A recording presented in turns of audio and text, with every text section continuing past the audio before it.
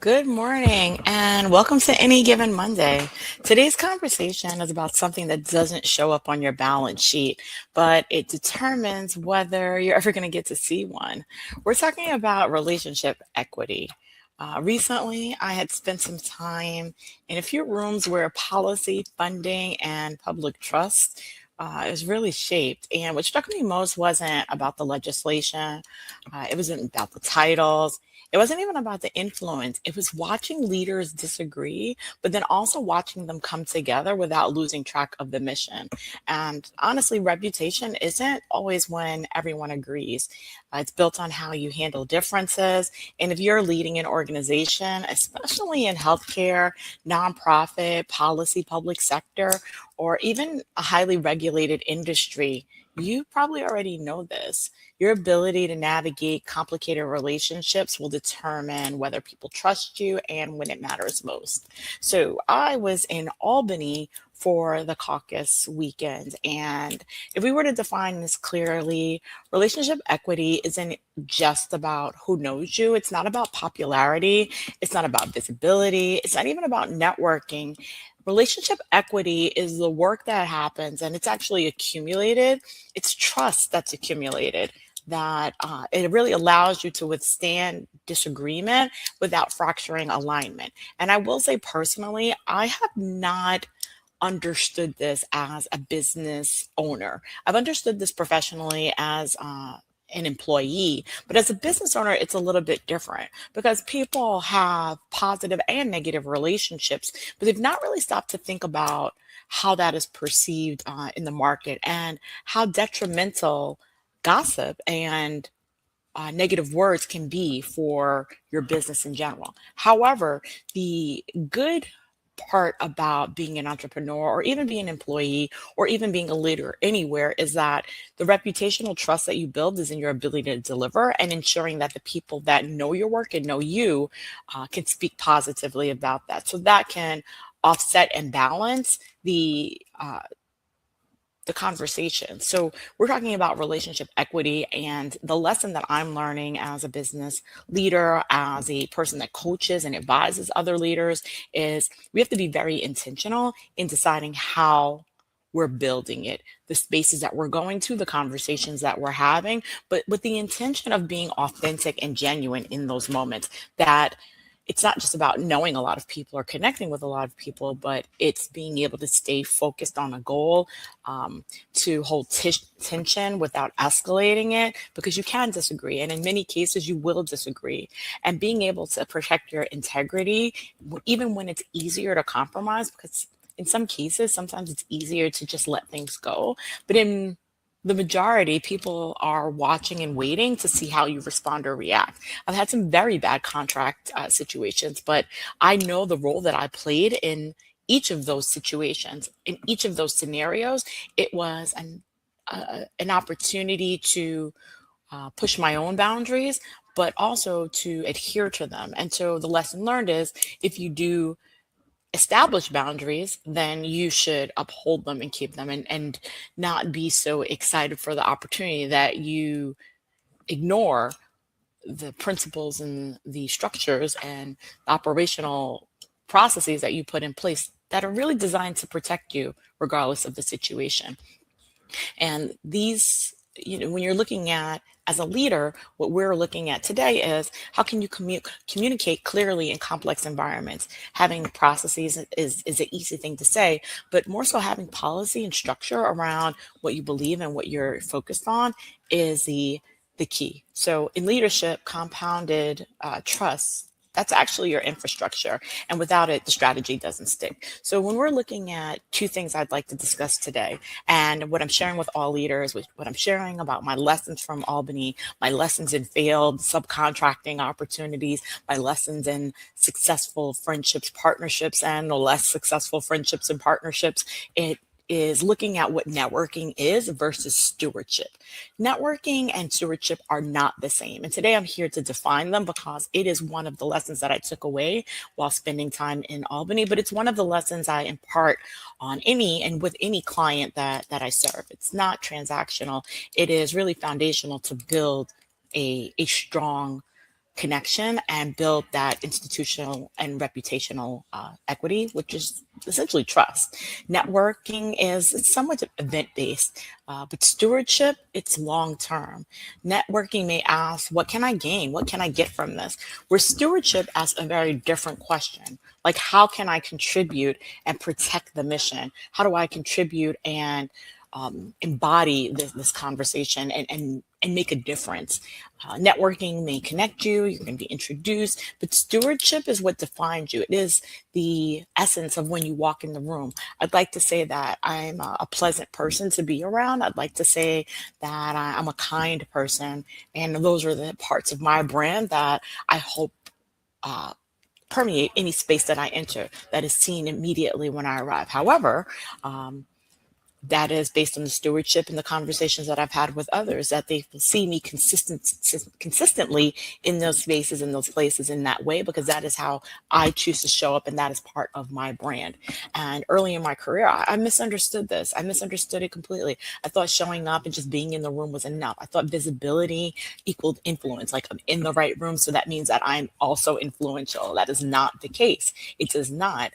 Your influence is coming from consistency, how people consistently see you, from reliability. Can they call on you to deliver on time and on budget? When you say something, do you actually deliver what you said? Do you make it easy to work with you? And I feel like those are the things that we don't think about when you're looking at a leadership. You're just in the senior title, but that's also an opportunity to reflect on how you're showing up consistently.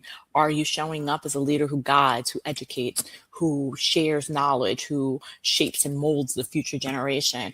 Or are you just, taking all the information in and keeping it to yourself? What type of leader are you showing up as? And it's the same thing with entrepreneurship. How am I showing up as an entrepreneur? How am I showing up as maybe a prime contractor or subcontractor? And the lesson that I learned is to pay attention to how others are showing up, how others are received just the same. So people find it a pleasure to work with me because I am not ambiguous. I am straightforward. I am very much a project manager at heart. I am looking at the time, the scope, I'm looking at the budget, and I'm making sure that the people that work with me get paid, even if they get paid before me, that they get paid because they're trusting that I will deliver for them. They are trusting that I respect and honor their work, and they are trusting that I am keeping their best interests in mind because that is my best interest. Now, there are scenarios where you bring people on and they don't deliver, then they've eroded the trust, or they don't pay on time, then they've eroded the trust, or they make promises that they don't keep because they don't value their own word. In that case, that's an inconsistent space. So when we're looking at building that equity, we're also thinking about how do we show up as leaders.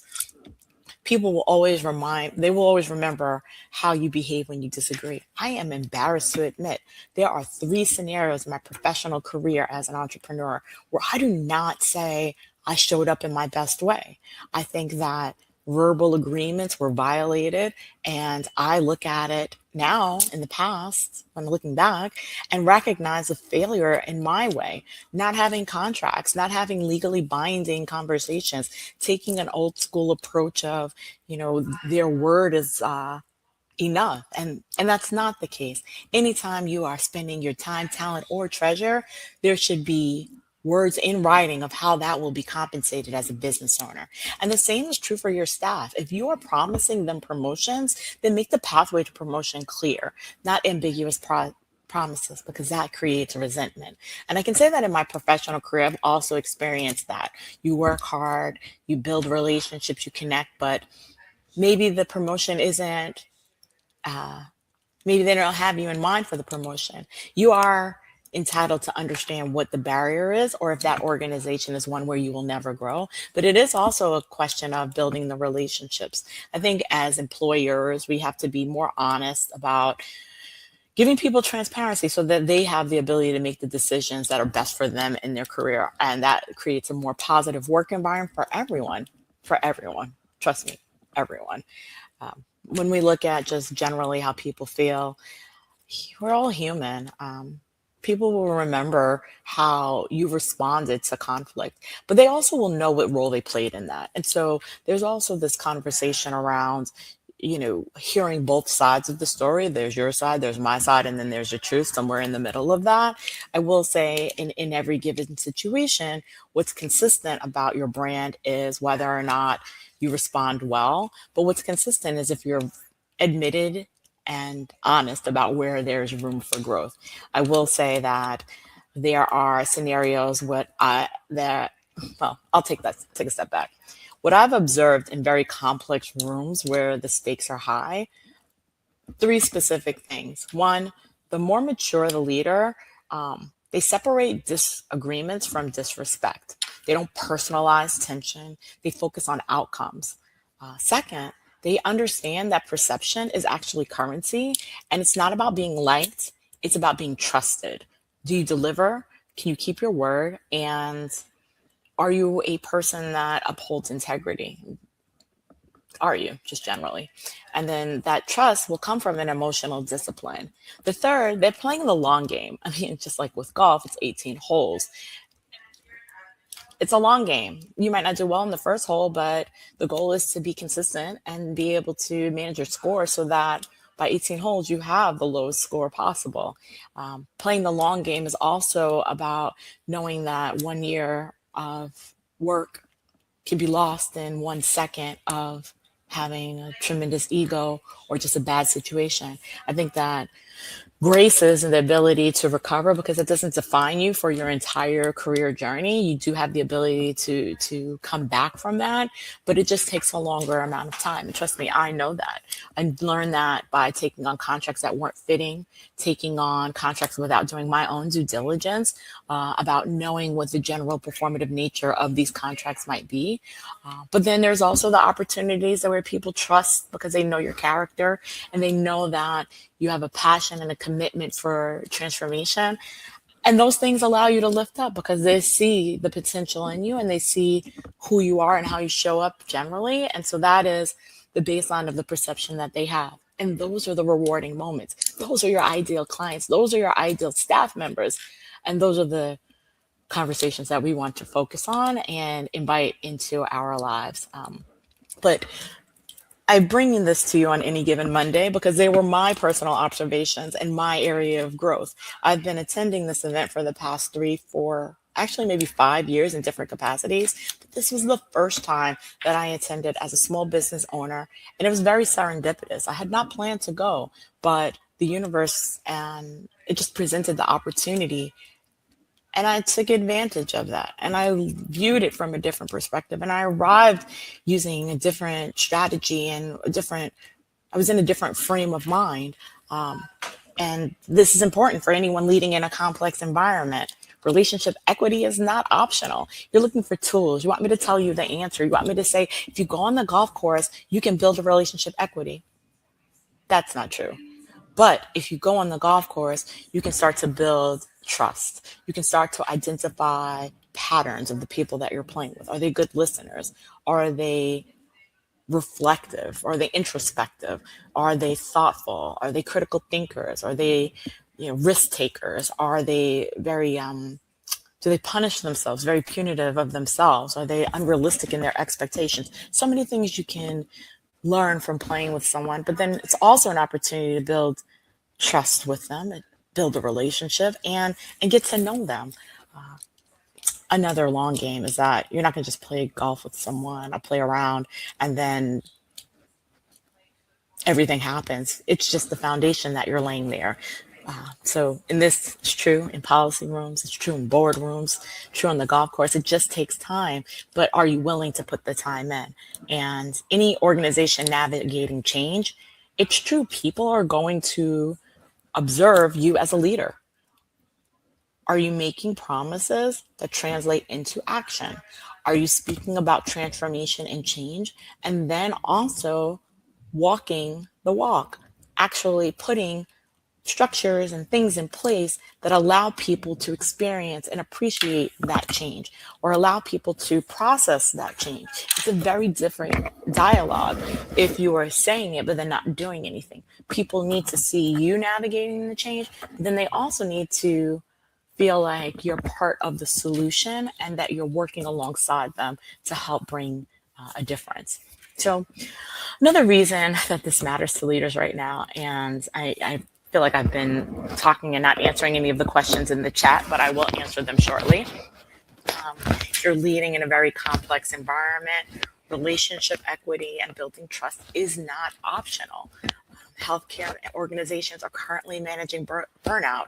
If you're looking at the hospitals right now that, well, they're striking. I think they're done striking now, but the fact that the nurses were on strike, it's burnout. We're trying to manage and keep people satisfied, but then also know that their satisfaction is going to lead to your best outcomes. It's going to lead to your best return on investment because people will continue to return and they will continue to patronize your business. Nonprofits balancing their boards and staff. I recently wrote out a proposal to help deliver an event for an organization and they went in a different direction. But when we're looking at the overall opportunity, it's really to think about how do you want your board to show up? How do you want your staff to show up? How do you want your partners to show up? Beyond that, how do you want to take this event and use it as a transformational opportunity to continue to engage individuals for years to come? That's what I love about the current client I have right now, who allows us to really look at transformation from an organizational perspective. How do you transform the staff? How do you leverage some of the learning opportunities to drive new behaviors amongst the staff and the communities they serve? Public agencies navigating public scrutiny. One minute there's an energy program, the next minute there's not. One minute there's an opportunity to increase equity, and the next minute there's not. These organizations still have people there, still humans, and we as leaders have an opportunity to build that relationship equity, to build the trust that even though we don't know what's going on in the organization, people still look to you and believe that the words that you speak are the closest thing to the truth because they are, they believe you, they trust you, and you've built that up over time. When you look at these environments, we're looking at misalignment, that's expensive. Ego, that's expensive. Poor communication, that's even more expensive. But what protects our performance is the relationship equity. People know that they can come to you and know that there's an open door policy. And then when differences arise, they know that you're willing to speak through it. And if you're struggling as an organization, for example, can your team disagree without destabilizing, without fracturing? Can you hold accountability without humiliation? Without the humiliation, without making people feel ashamed? And can you focus on shared outcomes instead of the personal wins? Creating a team, a we versus I. Creating an environment where collaboration is celebrated over individual achievements. That's what I love about golf outings specifically. It's about bringing the best of your skills to the table, but then also allowing everyone else to contribute. Now it's not you that needs to drive the ball, pitch the ball, hit the ball from the fairway, and putt. You don't have to do everything. You can rely on the team. Golf is a sport where you can take individualism and bring them together to have a collective win, come in with the best score. That's what I love about a scramble, actually. But separate from that, because golf season has yet to start. It's not started yet here in New York City. But when we're looking at just overall being able to focus on those shared outcomes, that's where leadership maturity starts to reign.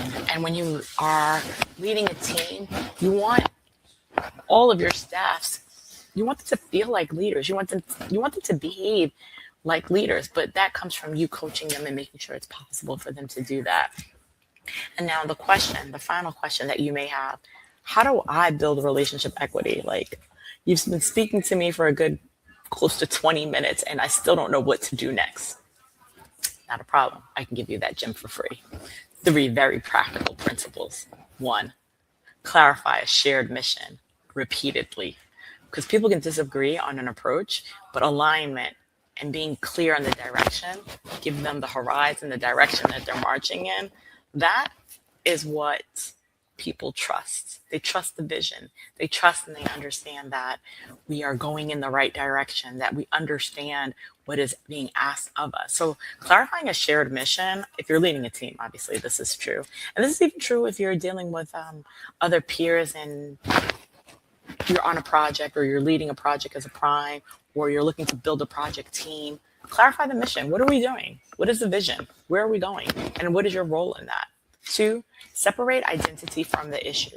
People personalize everything. I love the four agreements because one of them is do not take, and this is by Don Miguel Ruiz. He has a book called The Four Agreements. I live by this book at this point in my life because of the four agreements. The most important one is do not take things personally. Do not be, okay, wait. Do not take things personally. Do not make assumptions. Be impeccable with your word and do your best. Your best may look different every day, but do your personal best. In this case, though, the second principle that I said was easy for you to apply to build relationship equity. Separate identity from the issue. Challenge ideas without diminishing people. You don't have to disrespect them to disagree. You don't have to, turn it into something personal when there's a challenge. Everything is not personal. I think that there's scenarios where people take a situation that is not personal and make it personal. Well, that is much to your detriment because it's a missed opportunity to focus your energy on something that you can actually solve, something that's true, something that is really a problem that's occurring. You're making the assumption that they're even thinking about you. They're probably not. They're thinking about something else in their lives because the reality is we're all very busy. And the final one, invest before you need to withdraw. Relationship equity must be built before the crisis hits. Some people come together in conflict, but that's usually because they already have some kind of relationship, a reason, they have skin in the game, they have a reason to solve the problem. So invest in relationships before you need to withdraw. Pour into people, pour into spaces before you need to. So making deposits in the bank before you need to draw out. Filling the cup before you need to drain it. So when I say withdraw, meaning before you need something, give before you need. And then this is why we think that, this is why I know that leadership development can't be a reaction. It can't be a scenario that you're trying to fix or put a Band-Aid on. It has to be intentional and it has to be proactive. It has to be structured. And this is a great time because it's the beginning of the year. So if you've not thought about how you're developing your leaders, it's more than some asynchronous learning module. It's an experience. That's why we love using golf. That's why we love experience-based learning. I took a group to the Hall of Science. I've taken a group to museums. We've done very interactive sessions to build relationships. I think that if you can play together, you'll stay together.